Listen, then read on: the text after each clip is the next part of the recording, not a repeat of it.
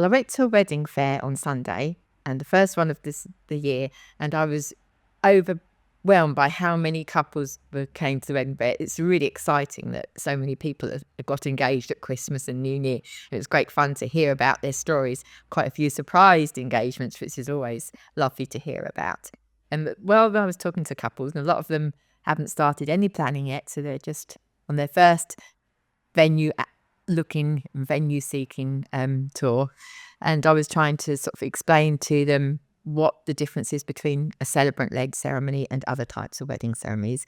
And a lot of the people, which I was quite surprised about, were very interested in the mini ceremonies that you can have. And I have a few examples with me at the wedding fair.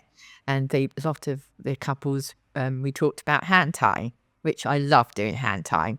And although the principle of a hand tying is pretty much the same, there are so many different ways that you can personalize it to make it unique and unforgettable for your guests, and you can involve the guests. So some of the things I was explaining to the couples is that you can have anything can be used as a hand tying cord. So you can make your own, and I can show you how to make your own. I've made one for myself just to see if I could, and I'm quite pleased with it, but it's not something I do.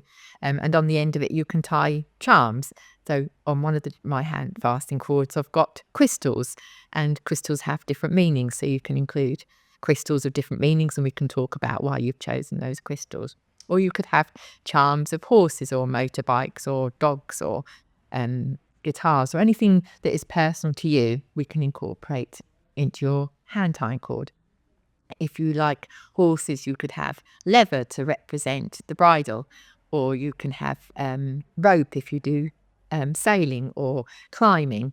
And it's lovely to incorporate things like that have special meaning to you, such as lace from your mother's wedding dress or your grandfather's tie, or something that just has extra meaning to you. And there's different ways of tying the knot, and I was showing some of the couples the different ways, and it was really lovely because actually I'd done a hand tying of one couple just as a demonstration, and the bride cried, and it was so lovely that her mum cried, and I didn't mean to make them upset, but I think it's just, even a room full of people, it's still, you can feel the emotion that something like that brings up.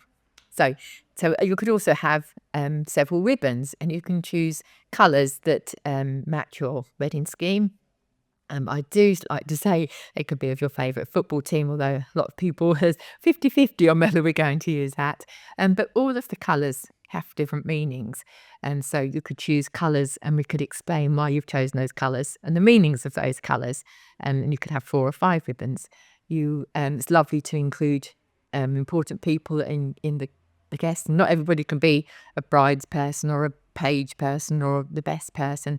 So you could have other friends or your brothers and sisters or your parents each come and lay a ribbon over your hands as a sign of their blessing of your union. And they could choose the colours, and we can explain why they've chosen those colours. And then we can tie the knot, or we can have somebody from your guests come and tie the knot, and I'll show them how to do it in the meantime. And once you've tied the knot, you're then left with a beautiful keepsake, which you can hang up or put in a frame to remind you of the day. And so that's just something I love to do, and I like to talk about it.